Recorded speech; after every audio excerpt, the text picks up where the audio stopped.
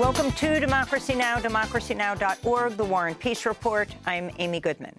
The U.S. Senate has approved a $95 billion foreign and military aid package to help Ukraine, Israel, and Taiwan. The bill also included a provision that could lead to a ban on TikTok. This is Senate Majority Leader Chuck Schumer. Mr. President, today, the Senate sends a unified message to the entire world. America will always defend democracy in its hour of need. We tell our allies, we will stand with you.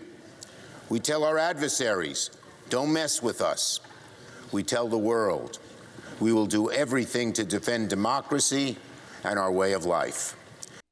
The final vote in the Senate was 79-18. Senators voting no included 15 Republicans, as well as Democratic Senators Jeff Merkley and Peter Welch, and Independent Senator Bernie Sanders. We are now in the absurd situation where Israel is using U.S. military assistance to block the delivery of U.S. humanitarian aid to Palestinians. If that is not crazy, I don't know what is, but it's also a clear violation of U.S. law. Given that reality, we should not today even be having this debate. It is illegal to continue current military aid to Israel, let alone send another $9 billion with no strings attached. The Senate approved sending more money to Israel on the same day. United Nations called for an independent probe into the discovery of over 300 bodies in a mass grave at the Nasser Medical Complex following Israel's siege on the hospital. Ravina Shamdasani is a spokesperson for the UN Office of the High Commissioner for Human Rights. We are horrified also by the destruction of Nasser Medical Complex and Al-Shifa Medical Complex and the reports of the discovery of mass graves in and around facilities. And we call for independent, effective, transparent investigations into the deaths. Given the prevailing climate of impunity, this should include international investigators. Hospitals are entitled to very special protection under international humanitarian law. And let's be clear, the intentional killing of civilians, detainees, and others who are hors de combat is a war crime. On Tuesday, U.S. State Department spokesperson Vedant Patel refused to support the UN call for a probe into the mass graves in Gaza. Patel was questioned by journalist Saeed Arakat. More than 300 bodies have been found. The United Nations is asking or calling for an independent investigation.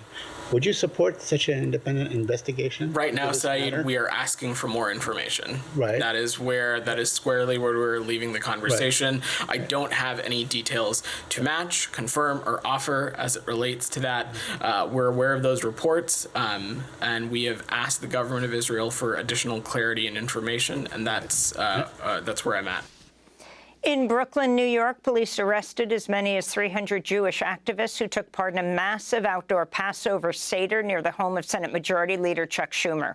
Protesters were calling for the U.S. to stop funding Israel's assault on Gaza. This is Simone Zimmerman of Jewish Voice for Peace. What does it mean to celebrate a holiday about liberation in a moment in which Palestinian lives and freedom are under their most grave assault since the Nakba of 1948? Simone Zimmerman was addressing a Seder in the streets. This comes as campus protests continue to spread. At the University of Minnesota, police arrested 9 students who refused to take down a pro-Palestinian encampment. In California, the campus of Cal Poly Humboldt was shut down after students occupied a building. In Massachusetts, officials at Harvard University have closed Harvard Yard ahead of possible protests. Harvard has also suspended the student group Palestine Solidarity Committee. Meanwhile, here in New York, NYU has put up a plywood wall around Gould Plaza, where police arrested students on Monday. And students at Columbia University have reportedly been given a deadline to shut down their Gaza Solidarity encampment by this morning. Suspended Barnard College student Sof Ashkenazi spoke on Tuesday. I cannot and could not stand to be complicit in our university's ongoing support for Israel's genocidal campaign. There are no universities left in Gaza, so we chose to reclaim our university for the people of Palestine. At Donald Trump's criminal trial in Lower Manhattan. The former publisher of the National Enquirer, David Pecker, had told jurors that he helped Trump's 2016 campaign by killing stories about Trump's extramarital affairs while running fake stories about Trump's opponents. Pecker testified he began helping Trump after a meeting at Trump Tower in 2015 where the future president asked him to, quote, help the campaign, unquote.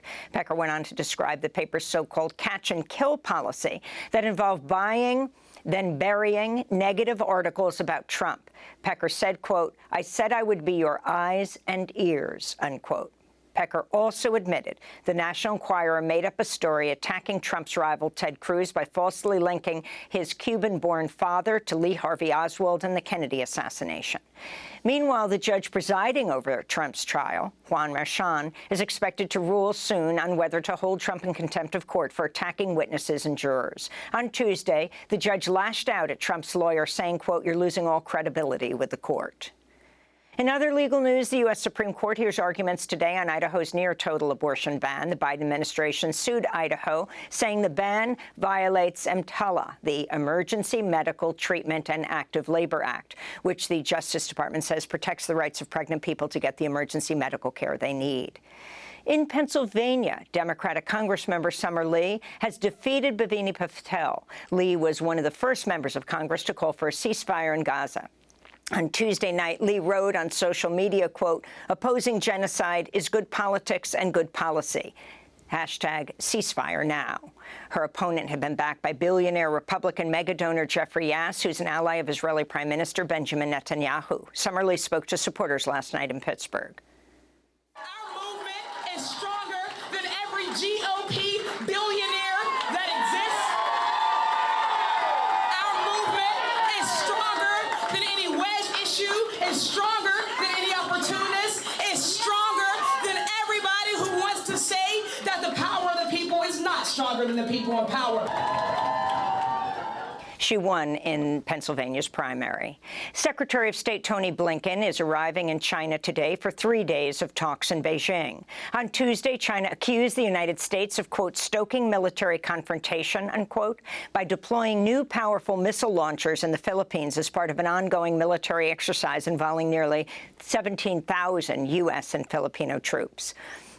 In Argentina, hundreds of thousands of people took to the streets Tuesday to protest President Javier Milei's plan to cut spending on higher public education. As many as 500,000 rallied in Buenos Aires alone in what may have been the largest day of action since Milei's election. Voting is continuing in India's massive nationwide elections. Opponents of Prime Minister Narendra Modi have accused him of using hate speech after he described Muslims in India as, quote, infiltrators.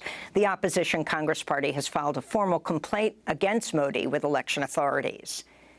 In labor news, the Federal Trade Commission has voted to ban most employers from using non-compete clauses to bar workers from taking jobs at rival companies. The FTC estimates the rule change could boost the earnings of workers by at least $400 billion over the next decade. Republican lawmakers in Tennessee have passed a bill to allow teachers to carry concealed guns on the grounds of public schools. Protesters inside the Tennessee House began chanting "Blood on your hands" after the Republican leadership cut off debate ahead of the vote.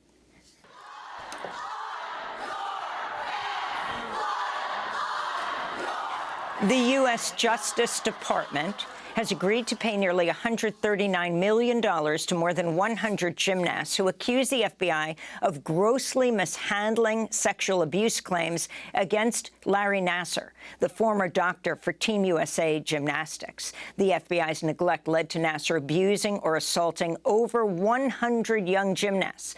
Between the time the FBI first heard of the accusations in 2015 until Nassar's arrest the following year. He's currently serving a 60-year sentence. And Mumia Abu-Jamal turns 70 today. The imprisoned journalist and former Black Panther has been jailed for over 42 years. Supporters of Mumia Abu-Jamal are planning to rally near Philadelphia City Hall today, where they plan to deliver petitions collected in France calling for his release. And those are some of the headlines. This is Democracy Now!, democracynow.org, The War and Peace Report. I'm Amy Goodman in New York with Democracy Now! Co-host Juan Gonzalez in Chicago. Hi, Juan. Hi, Amy, and welcome to all of our listeners and viewers across the country and around the world.